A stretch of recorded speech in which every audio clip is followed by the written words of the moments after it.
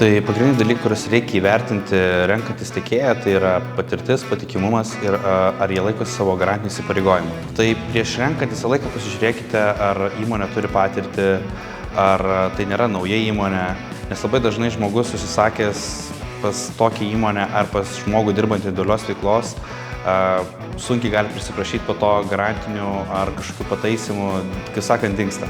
Kitas dalykas, labai dažnai pasitaiko, kai žmonės labai bando sutaupyti ir, sakykime taip, ūkiškai bando garaže iš kažko nusipirkti, kad pagamintų tą tvorą.